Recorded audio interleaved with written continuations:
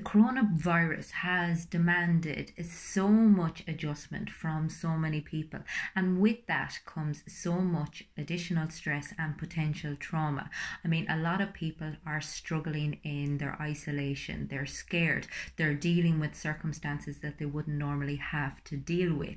And this is even for the more robust of people, having to meet the demands of looking after their kids whilst also working from home, not knowing where the next paycheck is coming from, not knowing if you have enough supplies available to you. And then we have the more vulnerable in society, people who were already on the breadline before this occurred, people who live in circumstances that are far from ideal, that live with addicts or that live, in abusive situations, and all of a sudden find themselves with no means of escape, or indeed someone who's already struggling with their mental health, particularly any anxiety, obsessive compulsive disorder, any sort of mental health disorder, because it becomes so much more difficult to manage when you don't have as much access to your coping mechanisms, or indeed to the healthcare that you may have become accustomed to in the past.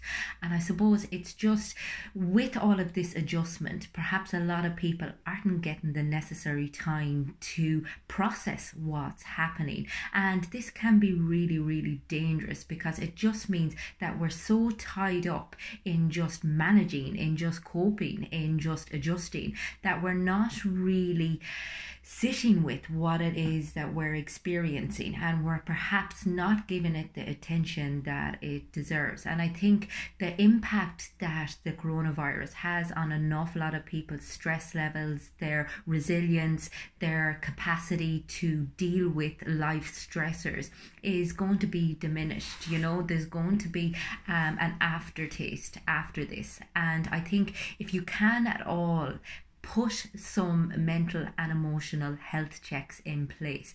Put some preemptive action in place, so that when we come out the other side of this, you can at least have given yourself as good a chance as possible, of coming away from it with your health in a relatively good place. And these changes and checks and little disciplines and routines can be very, very subtle. It's not demanding a whole lot, but it just means that you're staying on top of things, that there's a little bit of preventive maintenance in place. So even looking after your sleep now is more important than ever. And I suppose the temptation, particularly with the clocks going forward or back, whichever, is to maybe stay up that little bit longer, kind of watching another series on Netflix or whatever it is. But now more than ever, we need to be getting adequate sleep. We need to have our wits about us. So making sure that you get a minimum of 7 to 8 hours every night, and try to stick to your schedule as much as possible. If you are working from home, then don't feel that, you need to sleep in until maybe 2 minutes before you actually have to clock in. Try to stick to your routine, so that you feel like as if your life has a little bit of structure, because we do need structure to keep us on the straight and narrow, believe it or not. And also, if you can, try to plan your day so that it's not like as if you're just drifting through it without kind of any idea of what it is that you're meant to be doing or what it is that you're trying to achieve. So try to put, I suppose, a roster or a time schedule in place that you can work to, so that, as I said, you have that little bit of routine and regiment and structure in place that will keep you feeling like as if your day has a purpose, as opposed to just the hours stretching in front of you. Make sure you're reaching out to other people. Make sure you're connecting in some way with others, as opposed to feeling that social distancing means isolation, because that is not necessarily the case. I mean, you still very much need to connect with people. You still need to engage with others, and you still need to feel like your relationships are sustained. You need to be able to talk about what your fears are. You need to be able to discuss your anxieties. Try as well to filter the amount of media content that you're taking in. Pick a few information sources that are reliable and stick with those if at all possible, and try to unfollow any unhelpful material. And again, as I said, social media is full of coronavirus updates at the moment, and not all of them are beneficial. So be very selective about what it is that you engage with at the minute. Some supplements that you could possibly take which will benefit your brain health at the minute would be magnesium, which is great for sleep, and fish oils. You know, again, possibly the foods that we're eating now can have huge benefits for us in the long run if we're very careful about how we do things. So as opposed to kind of, you know, blowing caution to the wind and just having takeaways for the next however amount of months, or indeed kind of taking it to extremes, try to find a happy medium. Again, I talk a lot about the middle way. So, you know, allow yourself the odd kind of occasional treat food, but also make sure that you're getting sufficient nutrition, that you're looking after yourself, that you're getting exercise, that you're moving your body, that you're not allowing confinement to be an excuse for not actually doing any physical exercise whatsoever.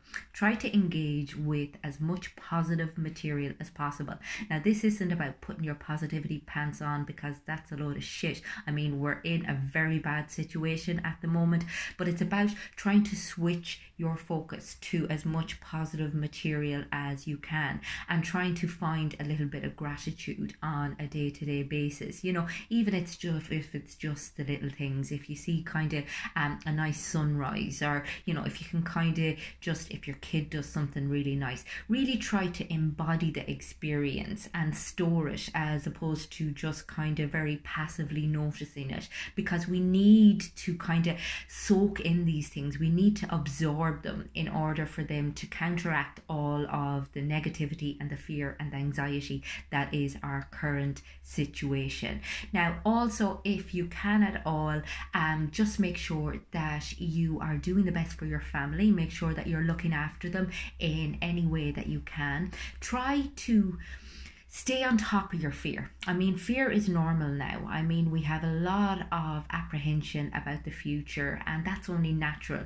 But if you can be very distinctive about exactly what it is that you're fearful of, you know, write it down and engage with it, as opposed to letting it run riot in your mind. Because again, we can only deal with something if we actually know what it is. And if we have a load of very vague fears going on upstairs and we're not even processing them properly, then they will, as I said, result in anxiety or result in depression. We have to be really careful that we grab them down and say, hang on a second, how rational is this? How much time am I going to give this? How much energy am I going to give this? And am I worrying about something that I literally have no way of knowing is going to be an issue? And if so, is that really a positive place for me to pour my energy into?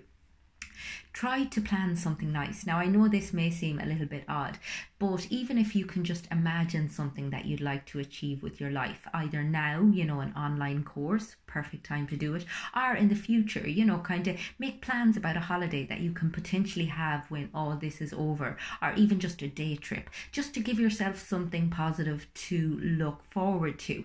Try not to beat yourself up about how you feel at the minute. I mean, as I said, this is in uncharted territory for us all, so go really easy on yourself at the moment, and try, if you can, to help others in any way possible. And I mean, just smile at people. It's absolutely blowing my mind at the minute how people are actually avoiding eye contact, like as if that spreads the virus. You know, there is nothing to stop us smiling at each other, or waving at each other, or sending loving thoughts or loving messages to each other. So let's just do that as much as possible. The world right now needs love. It doesn't need bullshit. It doesn't need paranoia. It doesn't need us all kind of segregating ourselves and separating ourselves. It needs unity. It needs togetherness. So recognize that there's a hell of a lot of people in a worse off position than you. Recognize your own position and, you know, honor it for what it is, but try not to become over consumed by it, and recognize that this is not forever. It is going to end. I hope everyone is staying well.